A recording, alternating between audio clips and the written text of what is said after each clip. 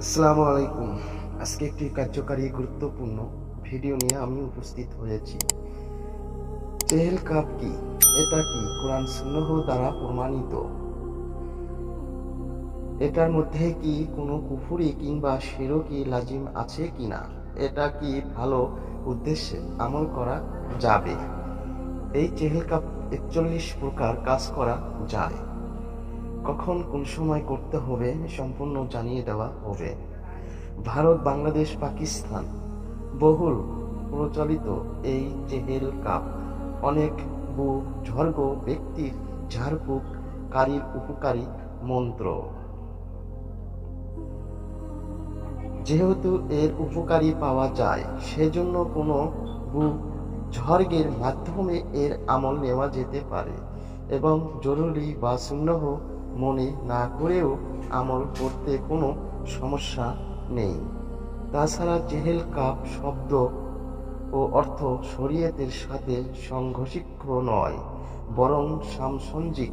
Chehel cup কোনো কুফরি বাক্য নেই। সকল বাক্যর ইঙ্গিত ও মর্মর্থ আল্লাহ তাআলার দিকেই।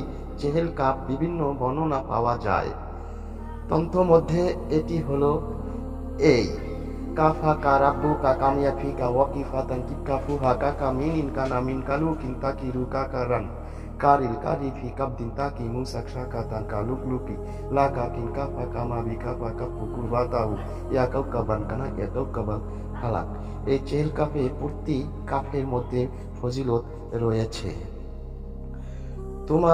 তোমার জন্য যথেষ্ট। তিনি তোমার রক্ষণাবেক্ষণ এবং প্রত্যেক ওই আগত মুসিবত ও পেরেশানি যা অপেক্ষমাণ, দুশমনের হামলার মতো যা হামলার জন্য প্রস্তুত থাকে, এবং ওই বিপদ আপদ থেকে যা মিলিত থাকে, যা খোলা মুশকিল এবং এমন সব কঠিন ও মারাত্মক ক্ষতিকারক বিপদ আপদ ও সজ্জিত লস্কর এবং উটের গোস্তর মতো শক্ত। হে আমার লালন পালনকারী রব, সমস্ত অপশক্তির মোকাবেলার আপনি যথেষ্ট। হে ওই আলৌকিক নক্ষত্র অন্তক যে উজ্জ্বল আকাশ তারার মতো তুমি সঠিক পথ পরিচালিত করো।